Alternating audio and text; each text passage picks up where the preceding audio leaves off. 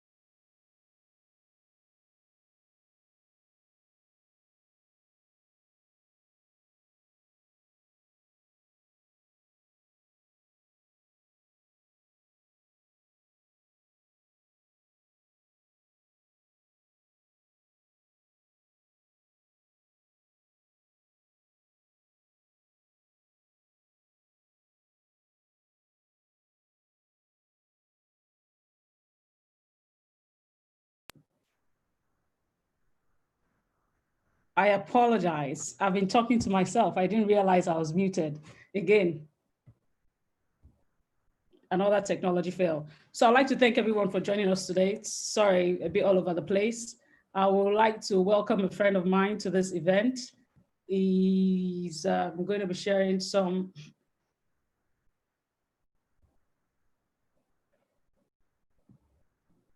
Bear with me 1 second. I'm just trying to get my friend in.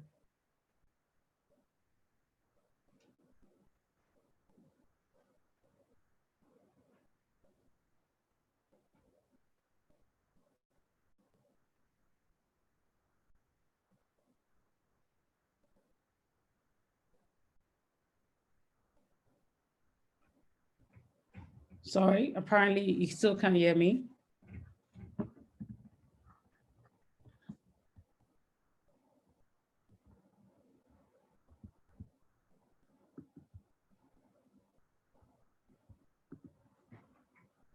Sorry, apparently you still can't hear me.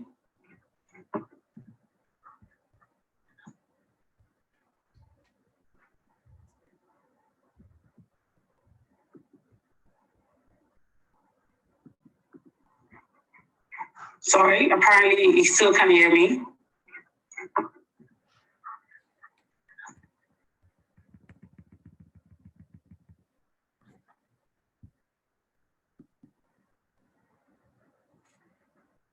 I'm trying to work on this technology. Please bear with me.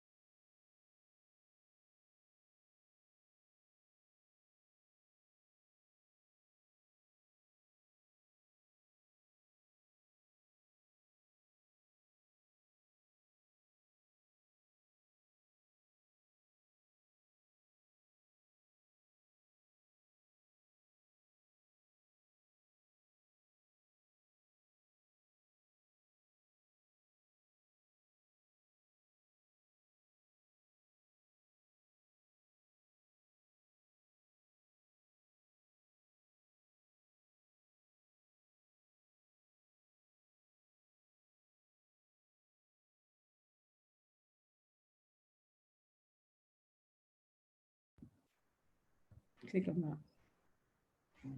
Mm-hmm.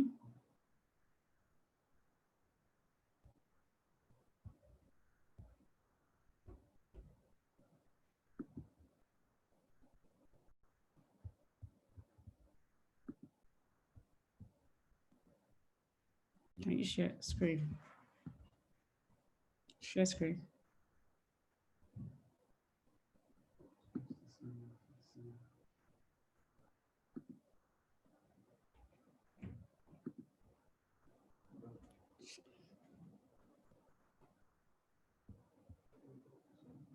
Mm.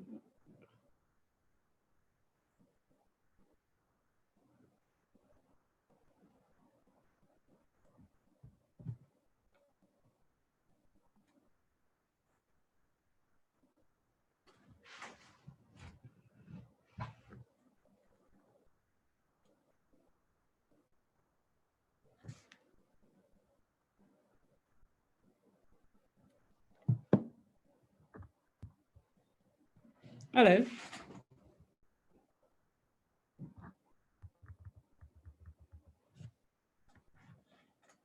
Hi. How are you today?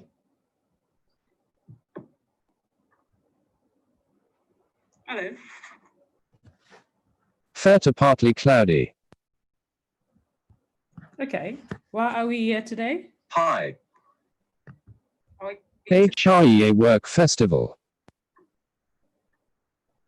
How intelligent are you? Fair to partly cloudy. Okay. Why are we here today? Hi. How are you today? Goodbye.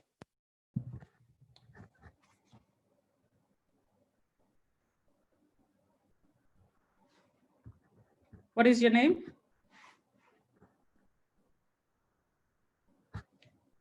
What is your name? Hi. What is your name? I am the clever holo, an interactive avatar. Okay, goodbye, Clever Olo. See you later. Until next time.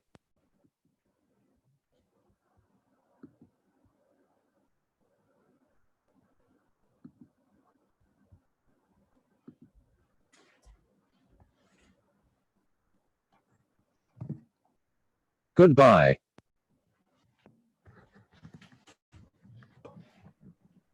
Wow, this is live. Hi, team. Hi. How are you? Well, you are looking so good. I'm going to make you the host now, the co-host cool, now. cool. And thank you for joining us, Oh, Mr. thank you for Future of having me. Work. Thank you for having me. I'm going to make you the co-host, and I Okay. would hand over the reign to you. Thank you for joining us this morning. Oh, thank you. Thank you. Who is this robot? This is so cool.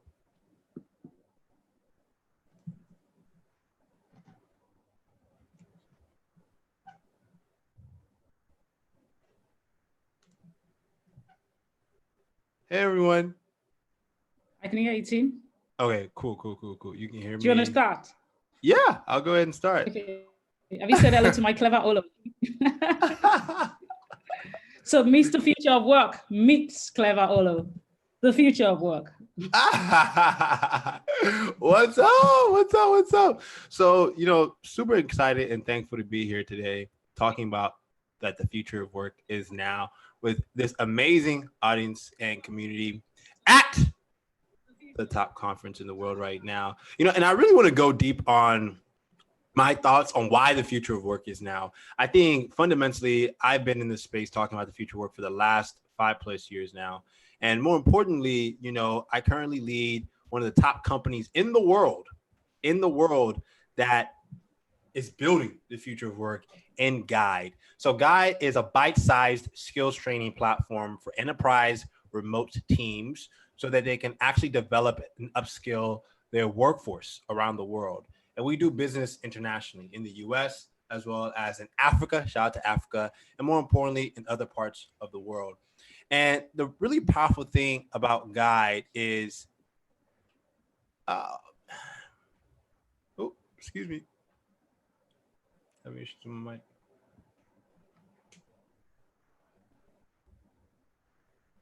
Sweet. So the powerful thing about Guide is that, can everyone hear me? Yes.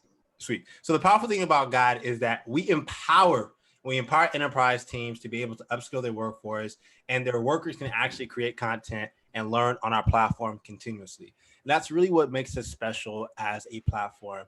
But our journey in building Guide and realizing how COVID-19 has changed the landscape for the L&D industry as well as HR has led us to now building the go-to platform, L&D platform for enterprise remote teams to training their workers. So what we're currently seeing and why we think the future of work is now is because you're seeing all of these trends that are now causing a decentralization in the workforce.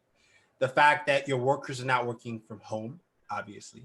And then more importantly, that as they are not working from home, they now have to live, learn, work, and fundamentally change their routines, how they think about work. And Mrs. Coker and I can probably dive deep on this and have a back and forth Q&A. What do you think? Hello, can you all hear me?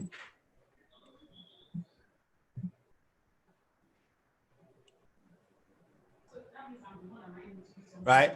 And so we should definitely think about how are we building and leading the future of work in a way in which it is authentic, human, and Yes, I can.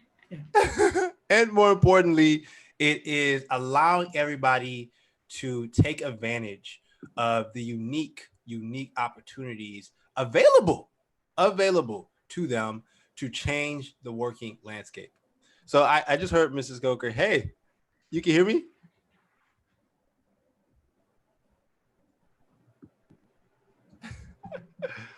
So when I think about the future of work, that's definitely what I think about, is how are we creating this next generation workforce that is going to elevate people to take control of their careers.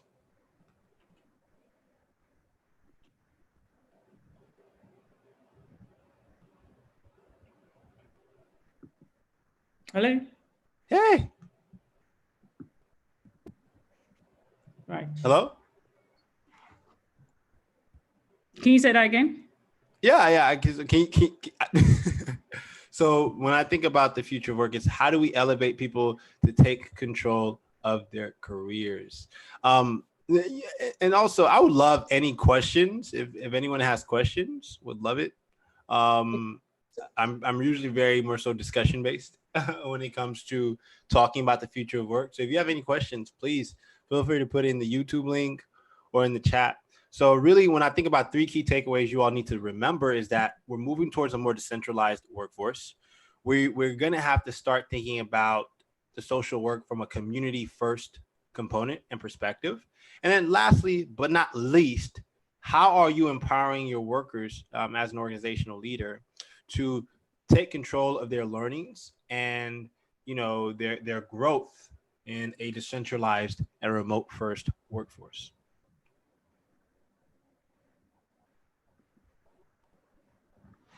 Well, I'll wait for the questions to jump in on, and I'll copy the questions and put it for you on Zoom so you can see it. Yay! Thank you so much. Thank you so much.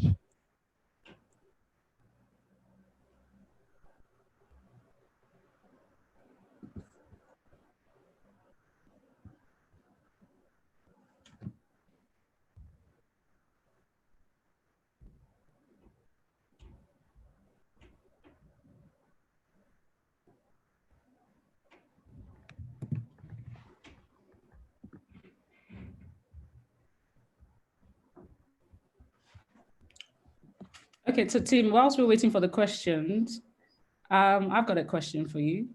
Talk to me. I know you've done a lot of, tell me about Guide and how Guide is part of the future of work.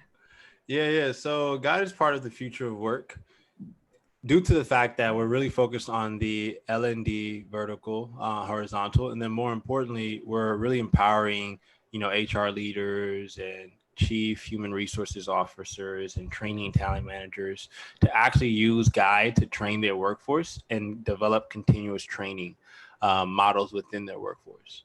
So that is why Guide and how Guide is a part of the future of work. And also fundamentally, we see that, that bite-sized video content is actually the best way to train people. And more importantly, it allows them to retain information over time really, really seamlessly. So that has been, one of the reasons why we believe we're well positioned to dominate within the L&D space for now and the long term. Okay. And I understand bite size in terms of small, because of attention spans of adults. So as a leader, how do I use that to maximize my learning journey in my organization? Yeah, no, I love that you asked that, Erefa. And I think, and by the way, I'm pronouncing, because I always want to make sure I'm pronouncing your name right. Correct. Is it Mrs. Coker? Correct. It's Erefa. Yeah. Yes, I love your name, by the way, Erefa. So it's a matter of bite-sized learning. When you think about how to use and apply it, you learn over time. So one of the things why social media and TikTok and platforms like TikTok have become so successful is because it's modular content, it's on the go, it's easily consumable, and then more importantly, you are able to retain more because it's visual and it's engaging, right? So that's why we were successfully able to adopt bite-sized video content to our platform as well. Okay, great stuff. Thank you, Tim. Tim's going to be joining us. I think we're sort of running out of time. Tim will be in the app to answer some questions for a few minutes. Yes. To go to bed. So please feel free to connect with Tim on the platform, on the HREA platform, and he'll be able to answer your questions. Please connect with me. Literally whatever you need support with, I am here to support you. I love having discussions around the future of work, HR, and more importantly, the leadership that is necessary for us to be successful at a global level as we see this shift in the way people are working.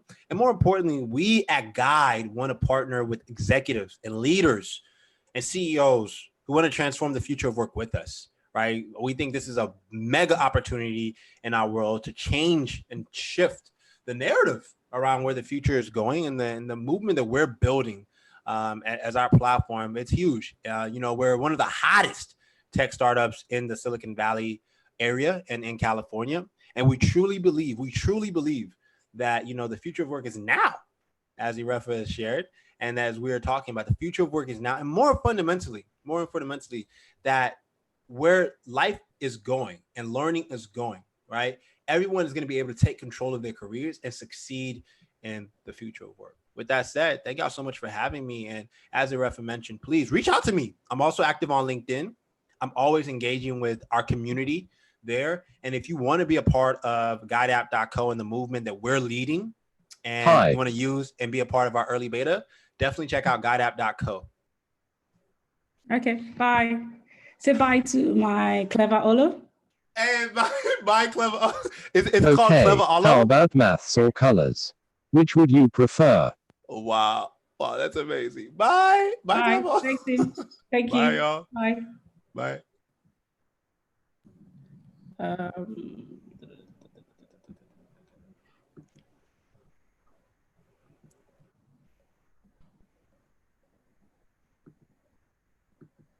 Goodbye.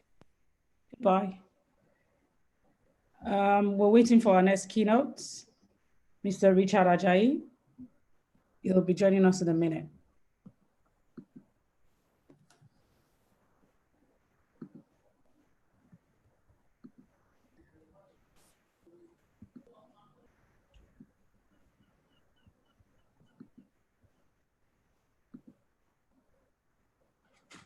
We'll be waiting for our next keynote to join us in a minute.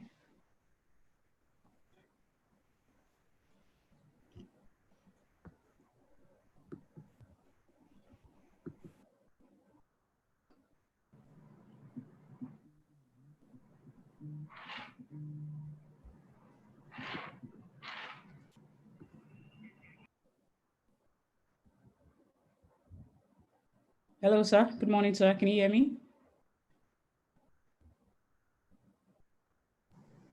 Good morning, Dr. Ajayi speaking. How are Good you? morning, Dr. Ajayi. I apologize for the error. Thank you so much for joining us this morning. Nice to be here. Thanks for inviting me. Okay. You have the floor when you're ready, sir. Oh, I'm ready to talk. Okay. Yes, sir. All right, let me share my screen then. Yes, sir.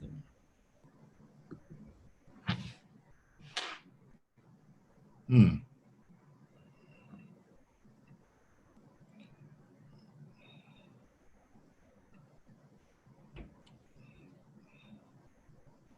think you need to allow me to share. I've given you sharing options. Okay, now I have a challenge.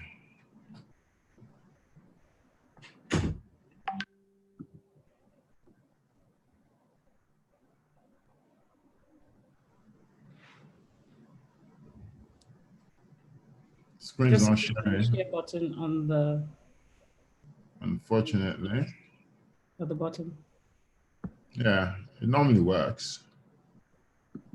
It's technology. Yes, it fails. It's failing miserably. I can share from here, Dr. J. Do you have it? The updated. If you send the updated, I can share. Okay. Let me send it to her and then she can see if she can share it. Okay.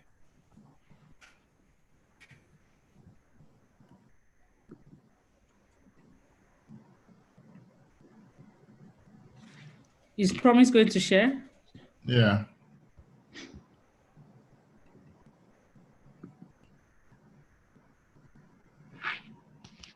Can you share your screen, please? We can only see your video for now.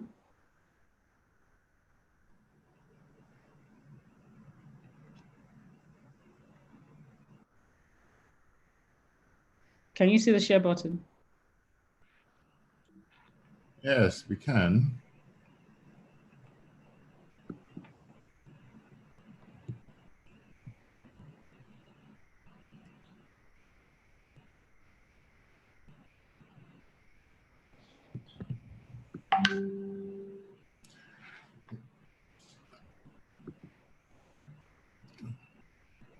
Well, can you see me?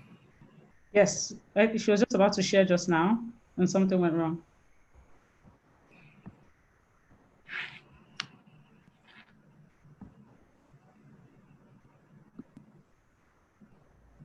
Yeah, she's sharing. Promise we can see us. Yeah, thank you. Can you see it, sir? I can, yes. All right, thank you. The floor is yours, sir. So let's go. Well, thank you very much for inviting me, and sorry that we had this technical challenge to start. My topic today is building strategic partnerships to foster innovation and development.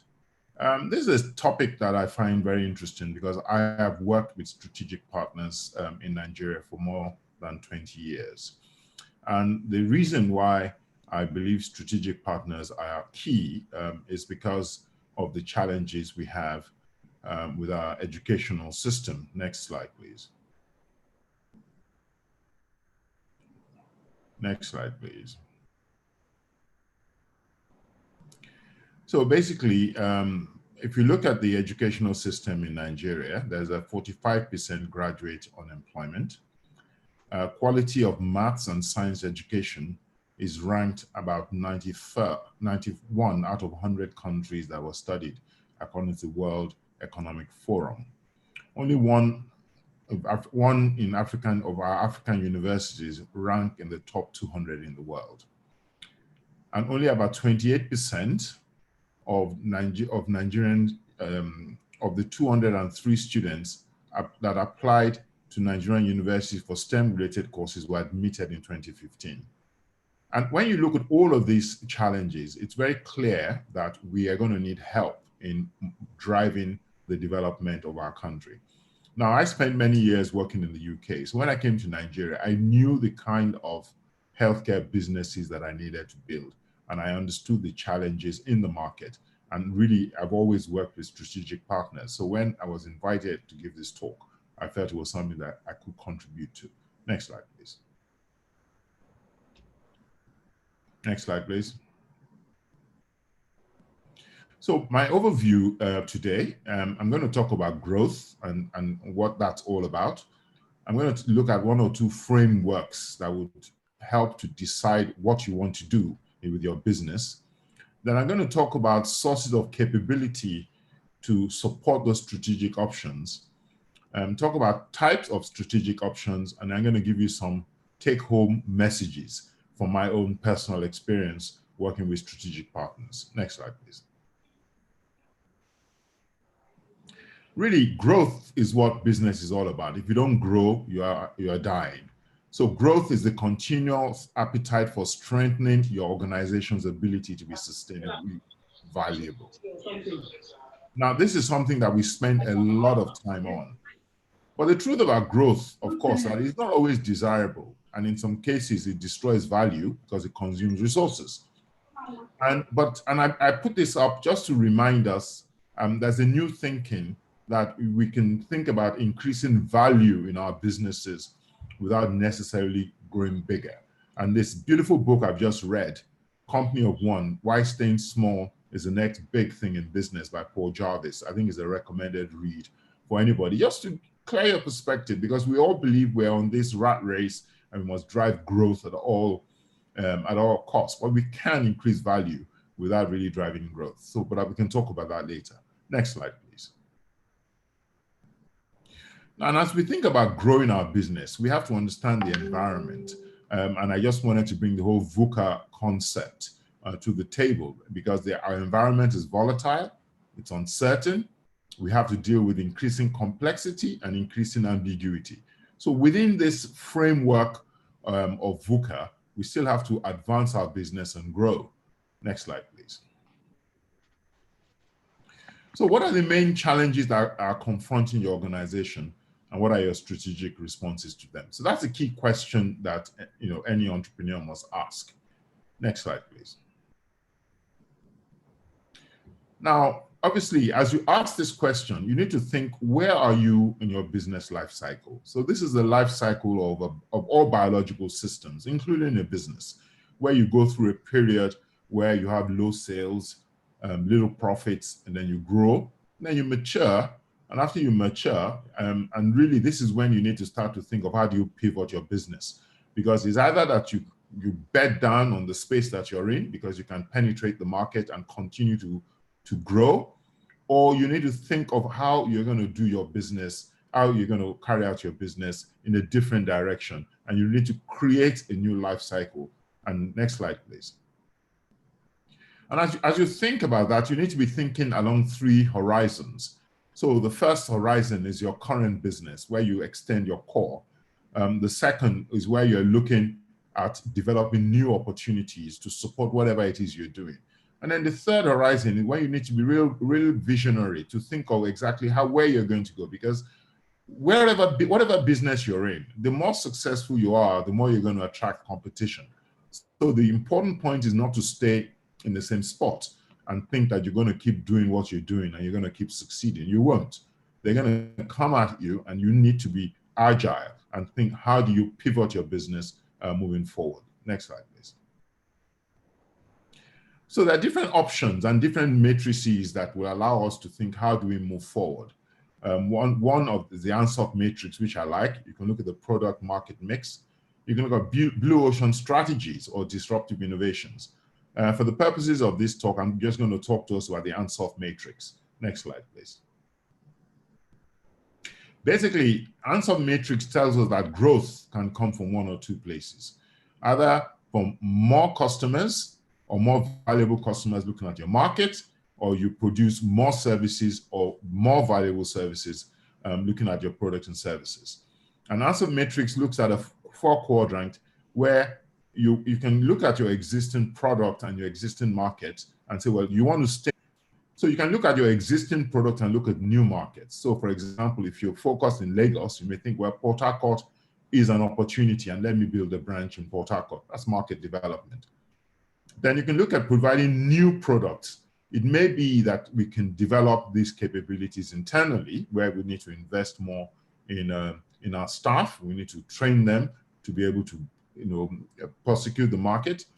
It may be that we really can't have these capabilities and it'll cost too much for us to do the capabilities in-house. Let's outsource and let other company do this for us.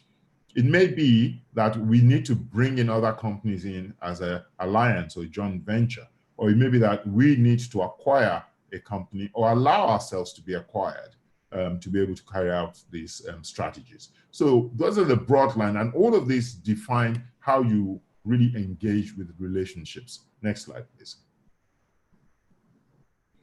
So with organic growth, and I'm going to share experience with my own businesses. The first business we have here is SynLab. I mean, SynLab used to be called Pathcare, but it's an organic growth because we've just built the business in Nigeria. We have now 29 locations across the country. So the advantages of this is really that there are minimal cultural challenges. I mean, these are the same people, the DNA of the organization is the same, and you can continue to do what you know how to do. There's significant benefits for the staff in terms of learning and experience. The pace of growth is managed within your capabilities. You have direct control over implementation. So you can look at your cash flows and decide what you want to do next year. And it's a very encouraging environment for staff because they see opportunities for growth. The disadvantages, of course, is that pace of growth might be slow for the context. If you're in a rapidly growing market where other competitors may come in and take the space that you have not exploited, then this is a big disadvantage. The organizations may also not have the internal capabilities, and you may need to think of employing people from abroad. Yes, you're looking at, it's not a partnership because you've employed the expatriates into Nigeria, but it's an expensive option because it increases your cost to the business, and it needs commitment and investment of significant internal capabilities to be able to do this. But organic growth is a sure way because you really don't have to deal with anybody. You grow within your own space, but like I said, it's slow and you need to be wary of competition. Next slide, please. So the next one is outsourcing, and I'm also going to share experience from my businesses. The Bridge Clinic is a business that I built about 20 years ago, and the Bridge Clinic is focused on providing fertility treatment to Nigerians. But a key requirement in that business is very high quality diagnostic testing, because if you don't test your patient properly before you do IVF, then it's going to be very difficult to have good pregnancy rates. And when we looked at it, we looked at the chances of setting up our own in-house laboratory. It was quite clear that the cost of setting up an in-house laboratory to provide the level of quality that we wanted was going to be very difficult to achieve. So we decided to outsource all laboratory testing to Pathcare, that's now called SynLab. So the advantage of that, of course, is that it gave us quick access to that capability. We could test patients immediately. We can benefit from working with the best. It can help your strategic agility and also allow the Bridge Clinic to focus on its core competence, which is fertility, and without having to distract itself with developing the capabilities to provide good quality testing. The disadvantages, of course, is that you will need to share rewards because I mean, the pathology business needs to charge its own fees, so you can only get a slice of the margin. You may lose the ability to capture what was learned. Your reputation is in the hands of another organization. Whether we like it or not, a patient that comes to Bridge Clinic is a Bridge Clinic patient. If SynLab drops the ball in terms of the quality of testing, it's Bridge Clinic that the patient will look at. So that's something you have to deal with. And then it's open to possible exploitation by the outsourced partner. The outsourced partner could decide, well, geez, this is a great business. And a lot of lab businesses have done this abroad. They see IVF, because IVF businesses bring out a lot of lab requirements. So a lot of them are forward integrated and acquired fertility businesses or even set up fertility businesses to compete with their partner. So that's something you have to manage. But it's a great way to go to market because you can just outsource those services and you can move on very quickly. Next slide, please. The other one is a strategic alliance. And this is also another thing we did at the Bridge Clinic. Basically, Bridge Clinic is a fertility clinic, as I said earlier. But you know, medicine, and in particular fertility, is a rapidly advancing science. You need to be at the cutting edge of the science of fertility. And if you're not at the cutting edge, then you can play yourselves out of the market. So we needed to say, well, you know, how do we maintain our R&D capability in a market where science is not really high up, as I mentioned earlier?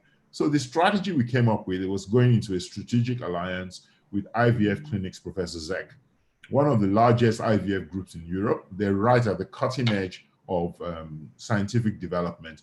And the relationship was anything that's new, anything that will benefit the patients, please, let's have a plug-and-play relationship where you have a responsibility of coming to Nigeria, training our staff, and implementing that technology with us. And at the same time, they were helping with quality assurance because our staff now had the opportunity to go to Europe and see what a world-class IVF clinic looks like and see how that can help us in Nigeria orientate the staff to the standards that we've been trying to deliver.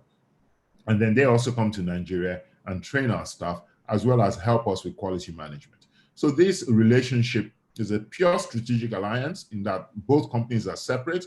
Bridge Clinic pays some management fees and royalties on performance to IVF Clinics Professor Zek, and it's helped Bridge Clinic really position itself in the market.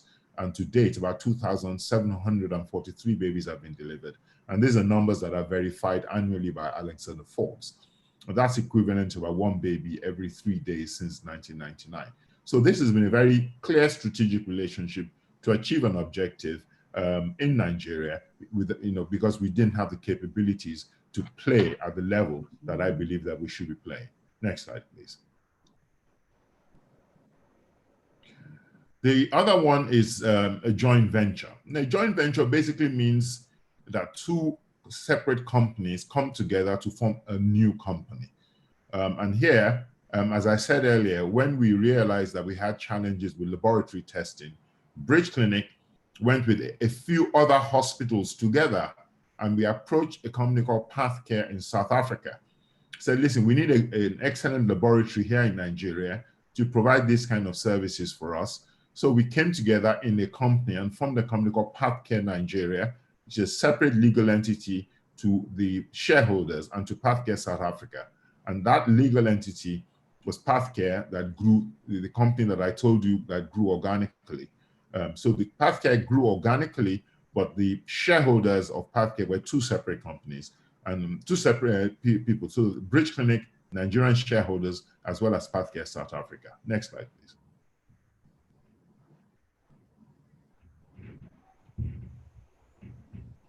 So the main advantage of a joint venture like this, of course, is that the different parties come together to achieve what's happening.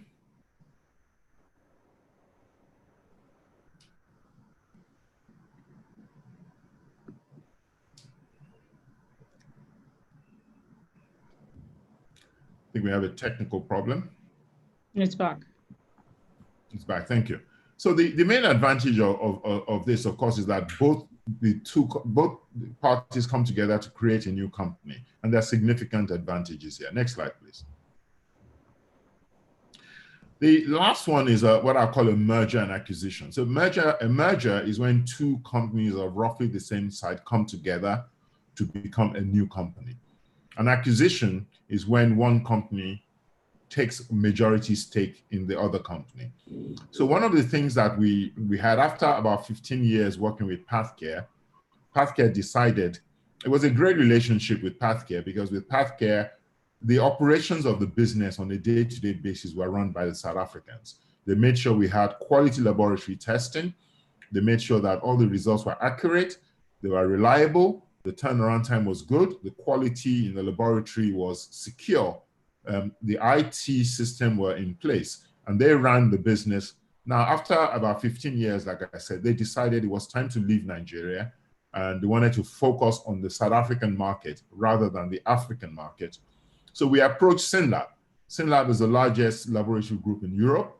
And the idea was, listen, we need a partner in Nigeria to help us drive our Nigerian strategy for laboratory testing. And SynLab decided to come in.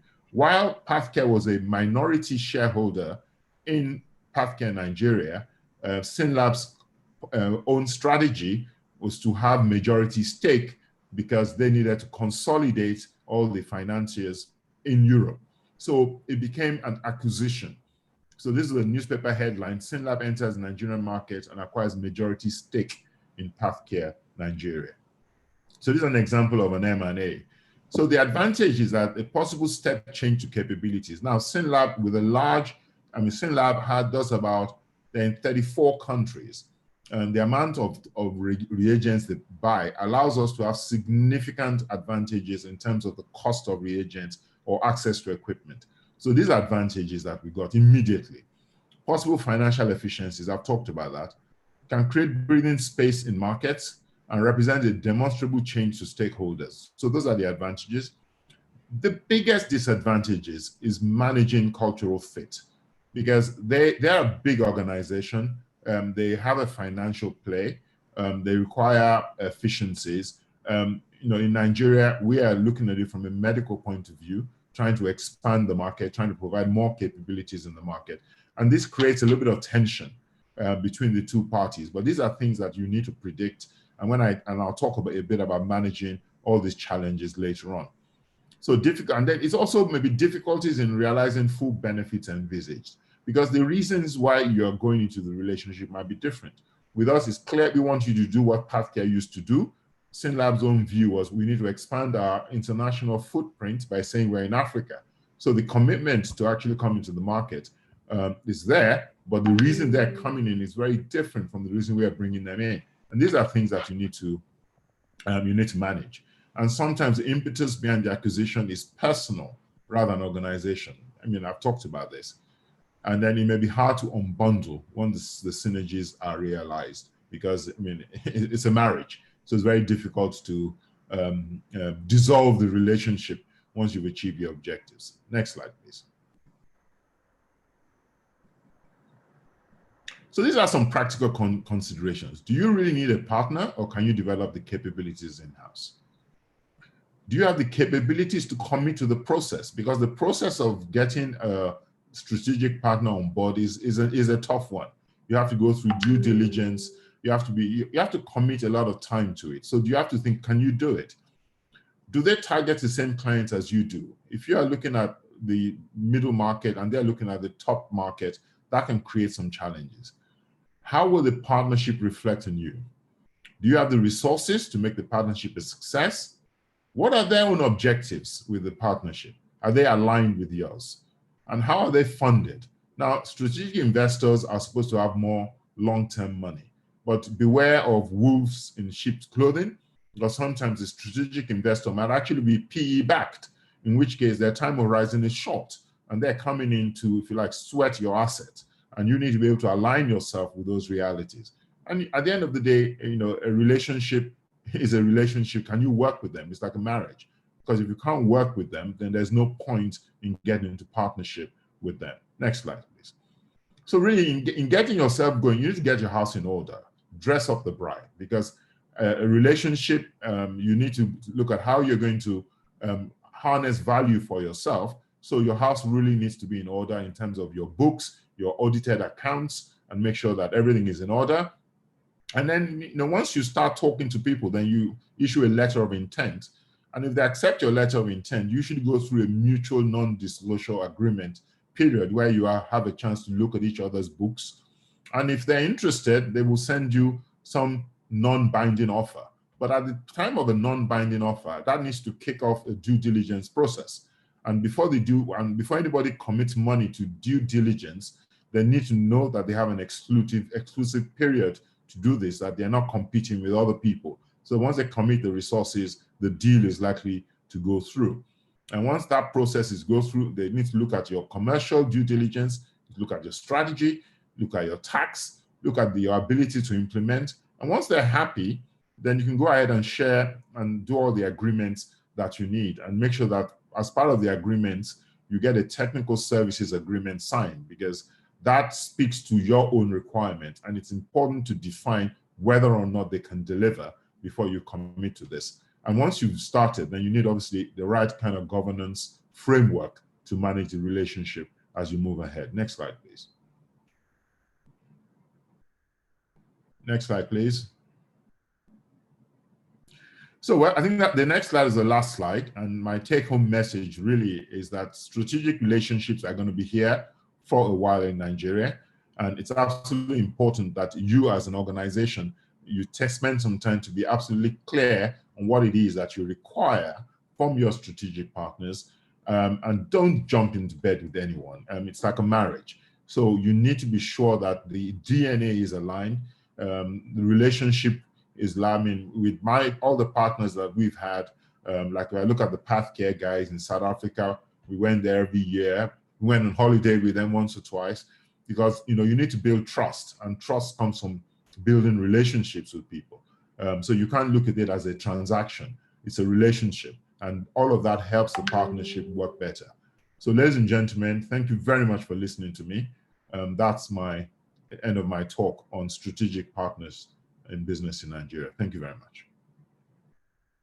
I'm happy to take any questions. Thank you very much, Dr. Ajayi.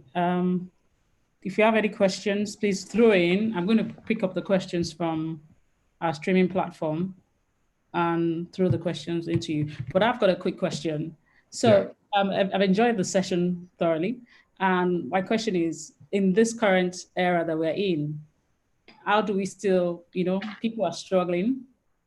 I'll use my case in point, our consulting firm, for example. We do a lot of outsourcing, managing HR services for clients and stuff.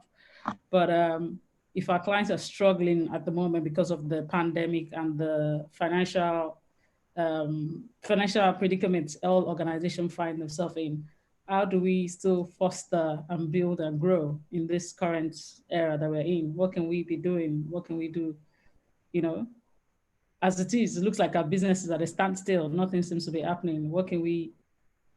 How can we be a better partner to our client as an outsourced organization? Yeah, thank you for the question. It's an important question. I mean, I say to myself that 2020, can you take this slide down, please? Thank you. I say to myself, 2020 is the year that the world reset, because basically the way we have carried on is not going to take us forward. So it's a time that, if you remember the chart that I showed about the horizons, we all need to think, how do you pivot your business? I'm at home giving this talk. Last year, you would have had to rent a hall, and we'd all be standing together, but we're all at home, and it's a new normal. So businesses that can pivot onto the virtual space, they are the businesses of the future. And that's the truth, because it's our reality now. I was looking at some information that said 95% of bank transactions were done online during the lockdown.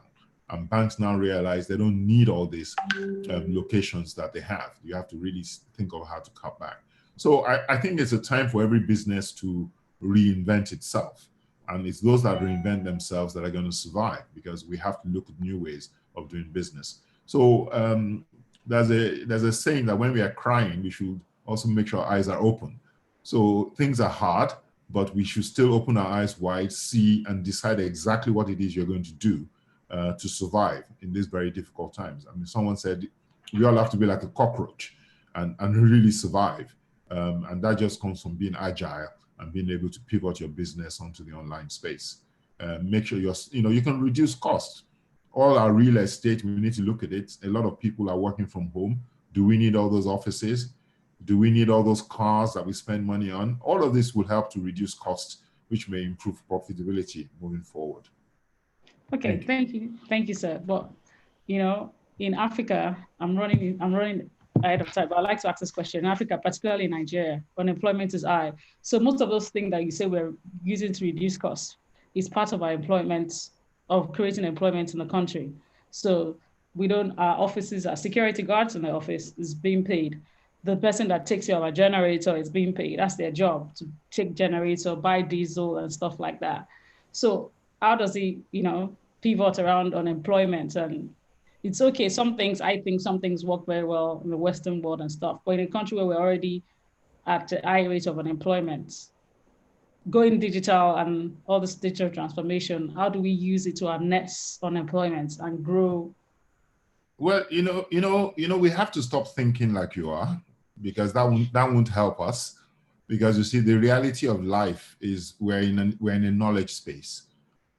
So we've gone through our industrial age, and today the big companies are tech companies. So we're in a space where everybody has to have value, and we have to be able to build ourselves up to ensure that we can contribute. That's the reality.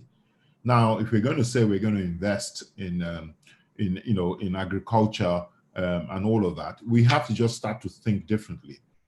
Unemployment is a big problem in Nigeria. I understand that.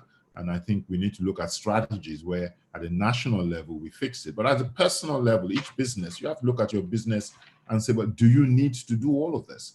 Because if you don't really need your corporate staff to be in the office, it will reduce your cost. It will reduce your cost.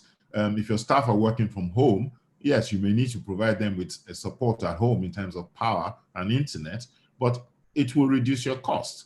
So there are opportunities for businesses to actually get leaner and focus. And the challenges of Nigeria are the challenges of Nigeria. We have to survive in spite of our challenges. That's the way I say it. All right, thank you. One more last question from our participants. What do one look for before going into a partnership? Well, I think the key point is what do you need from your partner? And I think you need to articulate that with clarity. And make sure that you give them almost a framework of a technical services agreement before you start, and let them speak to it and be sure that they can deliver what you want. If they can deliver what you want, the next thing is, how do you bring them in? Is it going to be a strategic alliance? Is it going to be a joint venture? Do you acquire them? Do they acquire you? Those are conversations that you need to have and try and align the strategies of both businesses. Then the third thing is, can you get on with them? Because a partnership is a relationship, and if you can't get on with them, then it's going to be difficult to sustain it. And then I think the last one really is, how are they funded? I said that was very important, because if they're funded with a short-term horizon, they may be coming into your market for a different reason. And then you need to make sure that you're clear with all your agreements. So basically, you need to be sure that the relationship will work. Thank you. All right, thank you so much. It's been a very insightful talk that you've given this morning. I've taken a thing or two, and thank you on behalf of the HRA Work Festival team. Thank you for speaking, and I'm sure somebody's recorded you. 2020 is the year of reset on the charts. So thank you so much for that top line. I will abide with it. Thank you so much. I'd like to have a great day. Thanks for inviting me. Thank you, sir. All right, thank you, sir.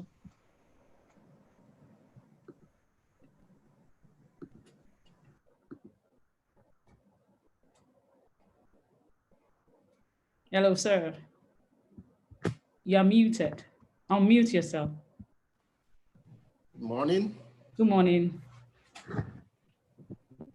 Should I just start? Yes, I will give you the floor, and I'll be happy to.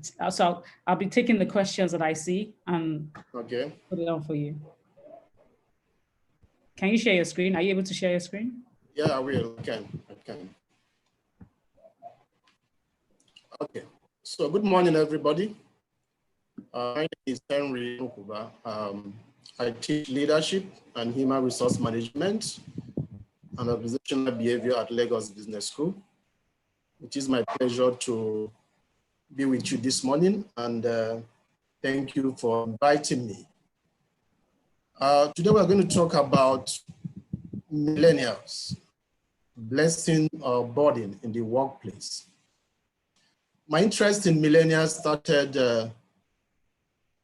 in 2016, actually, when I attended a very high powered conference. And against all expectations, the person that gave the speech at that conference was a millennial.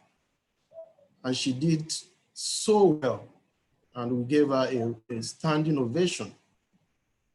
And I thought to myself, would have allowed this lady, if she was working with me, to do a presentation to such a very important audience.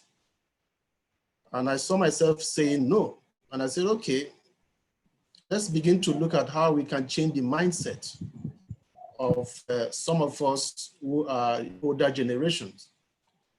So I'm going to talk to you about millennials, whether they are burden or blessing in the workplace. And I will start by sharing my screen.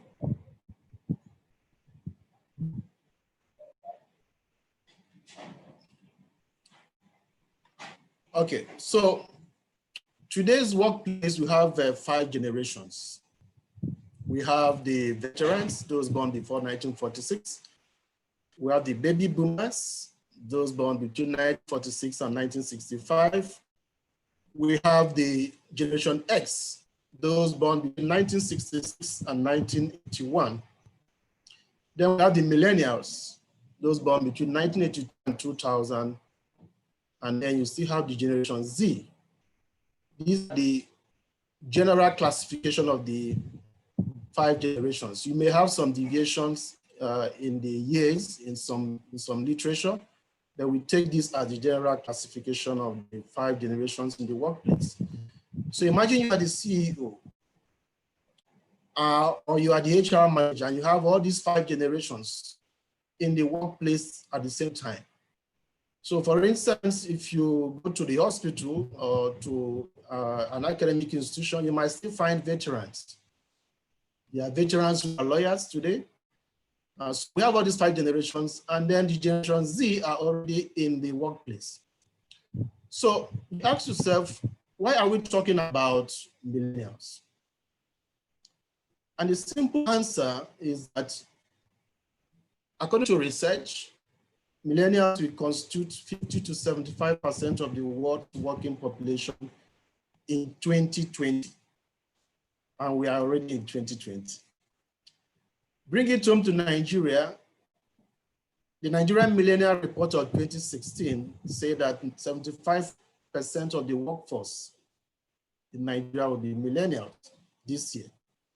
Now, we're not just looking at the formal setup, we are looking at the informal setup, we are looking at a lot of entrepreneurs and millennials who may not even have offices. They may only use social media to market their products, services. So it is a population worth talking about. Now let's look at the African young population. So the 2020 estimate of Nigerian population is 208 million. And the median age is 18.1%. Those 14 years and under constitute 42.54%. And those between 15 to 64 years constitute 54.32%. Only 3.14% are above 65. And the picture is the same in all the countries that are surveyed here: Ethiopia, Kenya, South Sudan. So Africa has a very young population, and this population will one day find themselves in the workplace. Some are already there. And very soon we are going to have so many millennials and Generation Z in the workplace. Now, millennials are also in charge. So Forbes have this 30 under 30 Africa. For this year, they have 30 persons. I think 9 of them were from Nigeria, 4 from South Africa, Botswana had 4, Ghana had 2, and so on and so forth. And these are some of the 30 under 30. So this is Shamim Nabuma from Uganda, Olajumoke Oduwole from Nigeria, and Oplero Grebet from Africa, just 22 years old. In fact, we have 16-year-old in that list. So what it means is that millennials are not just in the office as members of the team, but they're also in charge. They are running things. So it's a population that we need to talk about. But let's ask ourselves, who are the millennials? Who are the millennials?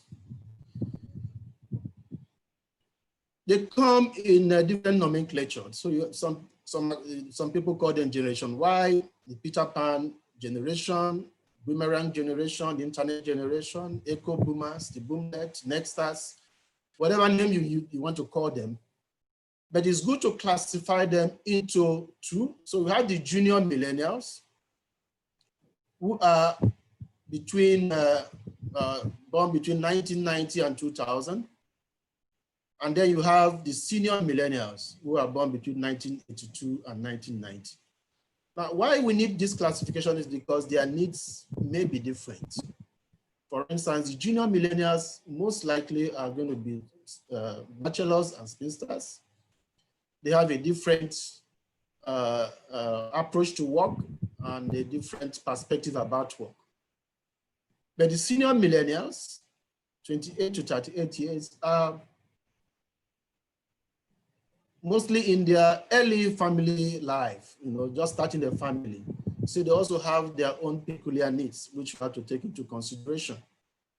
Okay, so these millennials are shaped by common historical events and experiences. They are influenced by the environment within which they grew and which impacts their values, attitudes, and behaviors. They are more ethno-culturally diverse. They are more egalitarian in approach. They are sociable, optimistic, talented, well-educated, collaborative, open-minded, influential, and achievement-oriented. But they are better exposed, inquisitive, and opinionated, especially in comparison with previous generations. And they are called digital natives. So these are research findings, and I published this in Journal of Organizational Psychology. If you get your hands on it, volume 2020 of this year. So, but you ask yourself, how do older managers see millennials? Again, this research proves that older managers mostly see millennials as difficult to manage, aversive to criticism, not willing to be coached or mentored. They hate giving and receiving feedback. They ask too many questions. They undermine authority. They are impatient. They are likely to quit at short or no notice. They make many mistakes and spoiled and entitled. Now, these are, the views of most of the older managers about millennials, generally speaking. So this, got me interested in doing further studies, and I decided to study whether the millennials are actually burden or blessing in the office. And the question you have to answer is, are we reading the millennials wrong? Are they indeed burden or blessings? Do non-millennial managers possess adequate knowledge about what motivates millennials? Can the right type of leadership play a significant role in managing them? And if yes, what would that be? So these are questions for us to answer. And I undertook a study about millennials. It took me 16 months, and I had 502 active respondents covering over 20 industries. And the generation of respondents, unfortunately, I didn't get veterans to respond, but I got baby boomers and Generation X, and then millennials themselves. So baby boomers were 65, making 13%. Generation X, 274, making 55%, and millennials themselves, 162, making 63, making 32%. Among the millennials, 38 were junior millennials and 125 were senior millennials. So I wanted to find out how best to manage them. What's even the perception of the millennials by these generations? So these are some of the industries that were represented in the survey. And then these are the job functions of the non-millennial respondents, ranging from engineering to accounts and finance, HR. Then among the millennials themselves, these are also their job functions. And the respondents were actually very senior people, members of board, MDs, CEOs, general managers, senior managers, heads of departments, junior managers, and others. So only 3% were junior managers. And also for the millennial respondents, there were also board directors, MD CEOs, general managers, senior managers, heads of departments, and others. So it was, I mean, I spoke to those who could give an informed opinion, those who have worked with millennials, and those who can say who they are and how to manage them in the workplace. So I asked the non-millennial managers, what are your impression? How do you see the millennials? And the positive responses I got were that they were digital literates, they were ambitious, they were creative, fast learners, they have high success appetite, self-motivated, and so on and so forth. Then the negatives, they saw them as impatient, too money conscious, dress casually, too inquisitive, have entitlement mentality, unsteady at one job, they want to be pampered, they flout official rules and processes, they have little respect for elders, they're arrogant, you know, they make hasty decisions, they're disorganized, hate to be coached, lazy, all that and all that.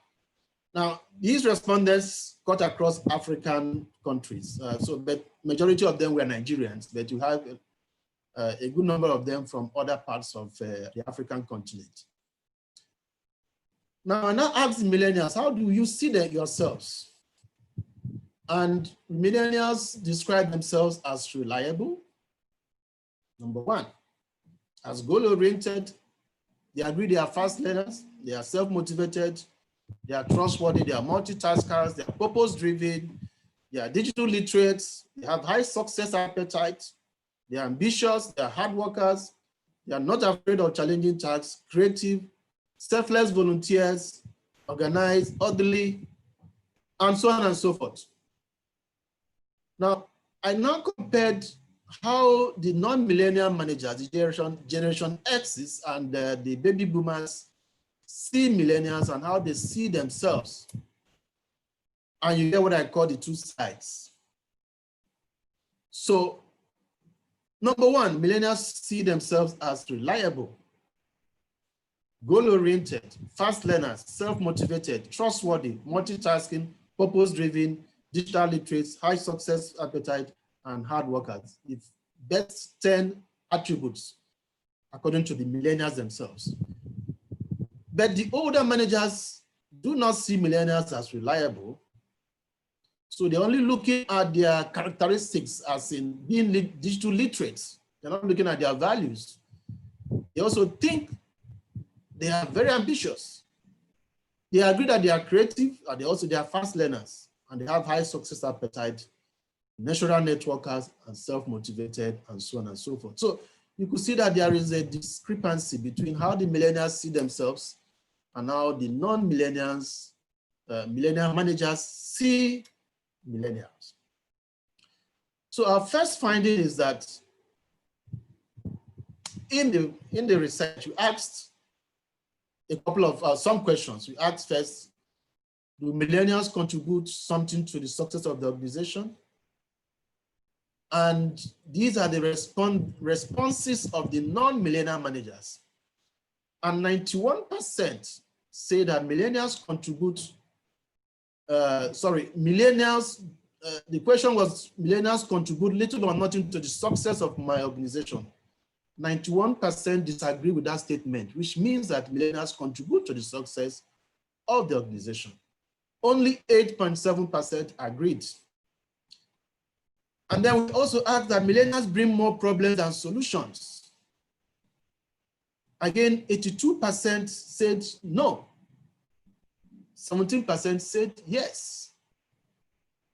Again, we asked, if given choice, I'd rather work without millennials. 75% disagreed with that statement. 24% said yes. So the first finding is that millennials do not appear to be a burden in the workplace. They look like they bring something positive to the workplace from the research findings. And then the millennials themselves were asked, and they agreed with the older managers.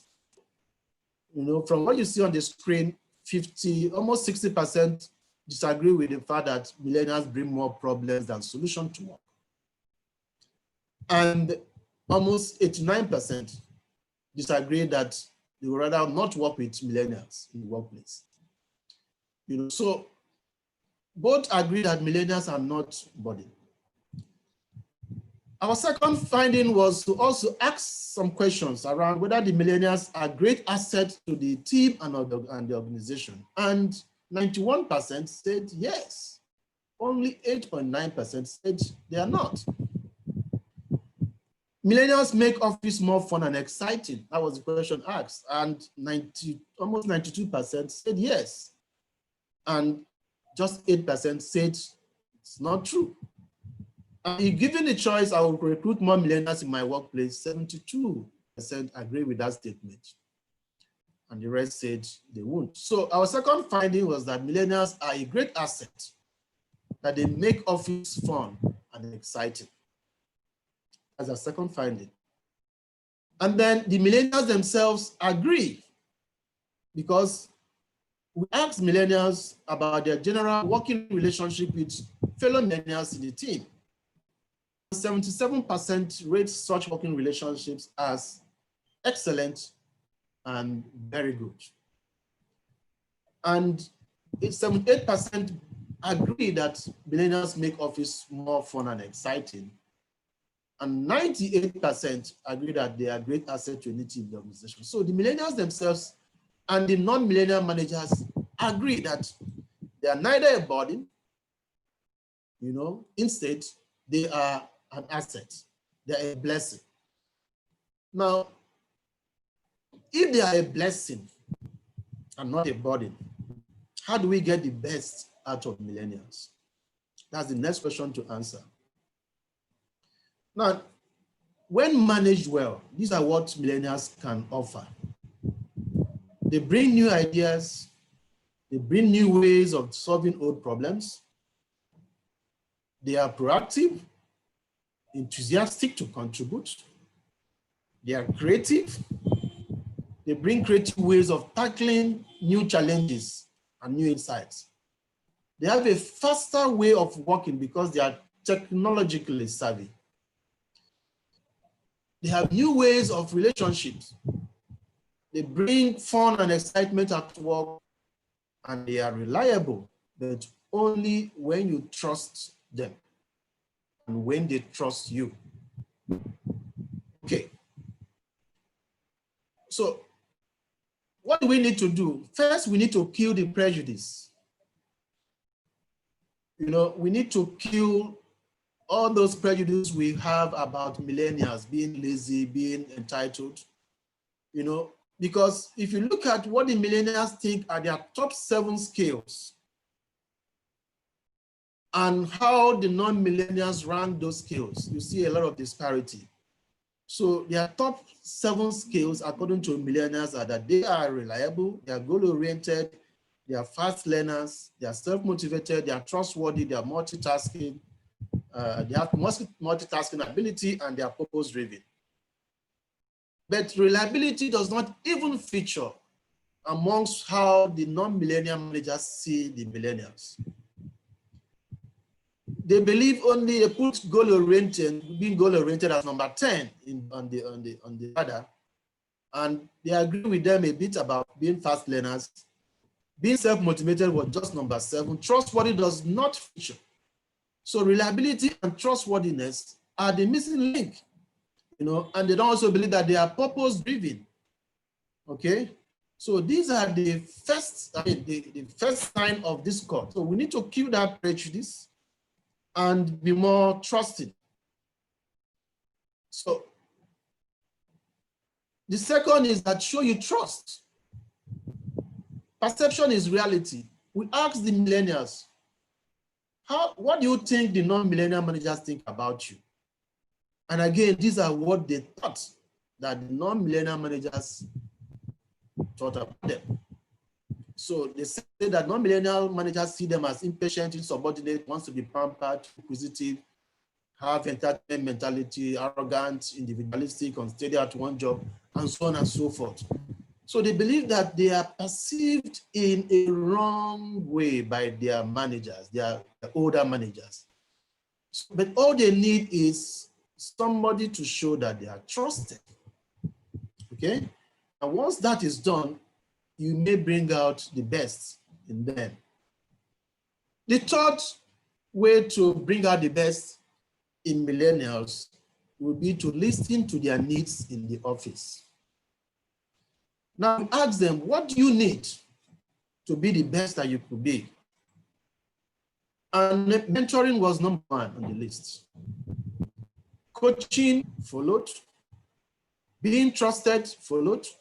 Professional development, collaborative teamwork, flexible hours, telecommuting, work culture that fits their values, work-life balance, having the opportunity to have more responsibility at work, discipline, love, close supervision, and all that and all that. So mentoring, coaching, trust, needs of the millennials. Okay, so based on our research findings. So number one is to mentor them. Now I know a good number of organizations have a mentoring scheme, and where I work at, we also have a formal mentoring scheme. Now some of these millennials, you know, some of them do things because of lack of experience in life, lack of experience at work. So they need to be mentored to get the right values, to fit into the system and do things the right way. The second way is coaching. Coaching goes with mentoring. Then we can't overemphasize trust. They need to be trusted. Then positive feedback. Now, positive feedback is so that must be given when it happens. So when something has happened, when somebody has done something good, give a feedback immediately, don't wait. And then when you are giving feedback that is negative, remember, do not condemn the person. Just talk about what the person has done wrong so that you don't kill the self-esteem and the self-confidence of the guy. Professional development. Millennials want to know that if they are in this office, they want to see that in the next 1, 2, 3, 4, 5 years, you are thinking about their future. Unfortunately, millennials may not be the ones that will stay around to win the long service award. So they want to see that you are thinking about them, you know, even in a short and medium term. Collaborative teamwork. What do they do in social media? It's collaboration, a lot of collaboration. So they also want to replicate that in the office. Flexible work hours. We are now in the COVID-19 pandemic, and many of us have been forced to adopt flexible work hours and telecommuting. Before this pandemic, we needed to preach harder for it to work. But we have seen that it is possible, and it's even effective because you are saving a lot of money, a lot of stress being on the traffic to and fro from work. And then people are even more productive working from home as long as they have the necessary support. The right culture fit. Again, many of them come with a lot of, baggages that need to be trimmed to be able to fit into the culture of the organization. Work-life balance. I talked about the senior millennials. These are ones that are building their homes. They are being new parents, having their first or second birth, could you think about the balance between their life at home as parents, new parents, and their life in the office? And finally, challenging responsibilities. Many of us think that millennials are too young to take on responsibilities that are challenging, but just give them a try and you will be convinced. So these are the top 10 needs of millennials by our research. Now, I'm beginning to round up because I want to give time for questions. We asked millennials to give advice to the older generation. And we had over 70 advice that were given, but I featured a little, just a few of them. And one of them said, older managers need to think like the millennials by bringing their thought patterns to their level. This will enable them to cultivate a relationship that allows for better mentoring. Another said, older managers need to learn how to accommodate new ideas and be more willing to enhance changing workplace culture. One of them just said, be their friend, be the friends of the millennials. And this is very key because millennials will work with you if they see you beyond just being a boss. If they see you as a friend, you know, they will give their best because they are doing it for you. And they know that you trust them and you believe in them. And then one of them said, bossy older managers will never get the best out of millennials. I just said so. They must create a thriving environment for expressions of ideas, innovation, and creativity. And one just said they should stop playing the age card. Age is just a number, okay? So that you are 65 years old does not mean that you have the, you know it all, you know, you have the monopoly of knowledge. You know, so the millennials also want to be appreciated for who they are, not being looked down because of their age and all that. So, more advice. Some said, get to know them so you can relate better. Keep in mind that balance is very important in their lives. Others said, managers need to be patient with millennials and provide an enabling environment for them to demonstrate their ingenuity at the workplace. Very key advice from these millennials. One said, don't think millennials cannot change or do the job. Just point them in the right direction and they will do the job better.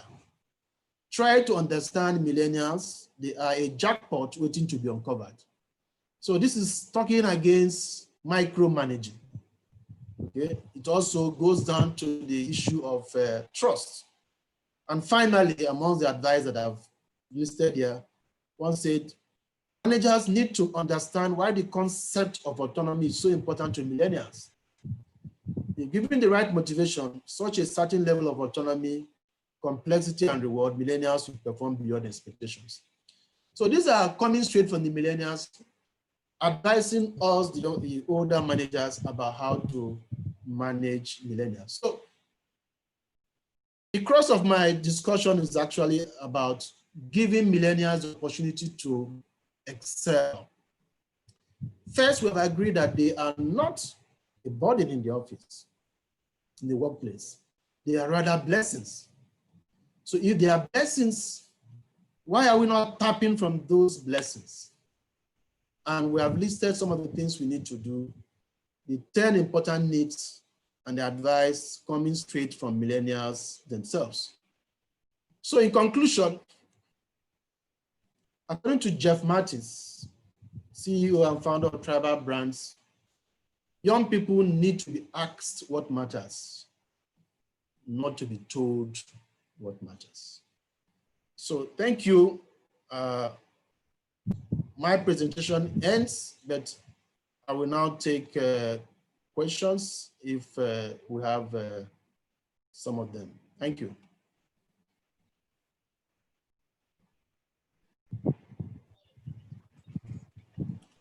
Erefa, over to you. Yes, I'm trying to get the questions from YouTube now. And I'd like to ask our participants on here as well. We have some people on here. Bear with me 1 second. All right.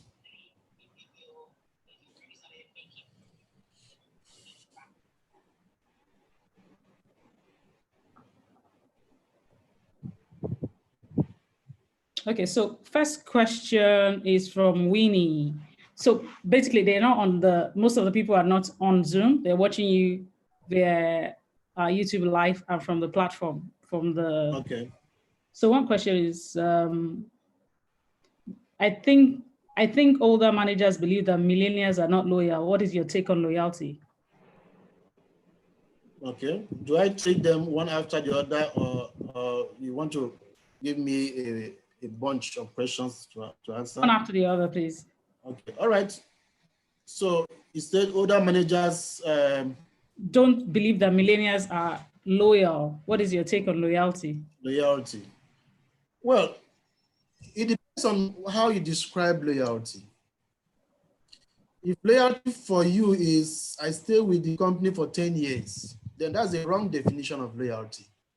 That's a loyalty that most of us, the older managers, will subscribe to.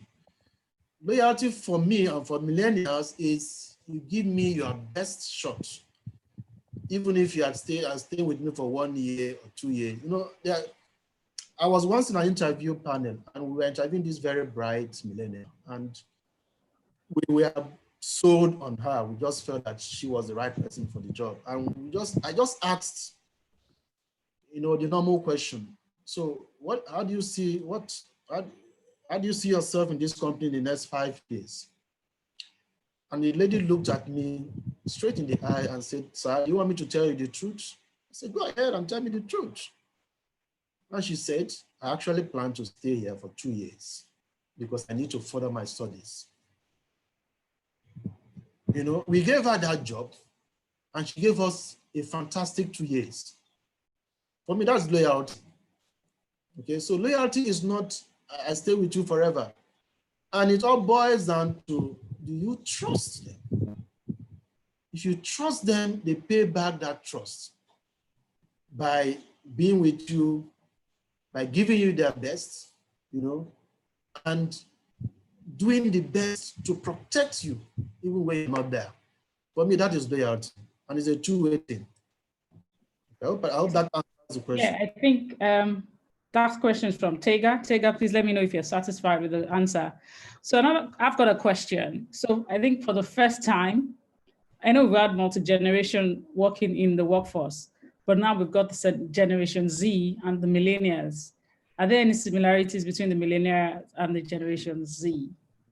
But okay, are you done? Yes, that's it, sir. Yeah, Generation Z are even more interesting generation. You're trying to understand them. You could see that there have not been studies yet on Generation Z. Not many studies, because these are just 2000. So they are 20 years old, 19 years old. Some of them are in the office already. Yes. Graduates at 19, 18. And then just some of them are doing internship, doing youth service, you know, but they are still an evolving generation. You know, but you can bet me, you can bet the fact that they are going to be more interesting. Let me just use the word interesting. You know, they're going to be more interesting to manage. But that's another study to be done. You know. Okay, there's another question here. Yes, go ahead. What should performance appraiser for millennials look like? Should it be a traditional appraiser, or how do you appraise a millennial? Performance appraisal for anybody should be the same. It's about objective setting, that is, setting objectives that are smart. It must be specific, it must be measurable, it must be achievable, it must be realistic, and it must be time-bound. Once it meets those 5 criteria, whether it's a millennial you are talking about or a non-millennial, it's the same. So if you say, I want you to do excellently well, what does that mean? You must define what excellently well means. Okay, and when will I do that excellently well? So excellently well may be bringing 100 million to the coffers 1 month. So he must define it. And when is it going to happen? But again, remember that performance management is a two-way thing. You give the job and you give the support. You don't just give the job and you don't give the support. And it's a discussion between two of you. So it's not something you dump on your employee, on your colleague. It's something that you discuss and the person agrees that this is doable, and then you sign off and move on. Thank you.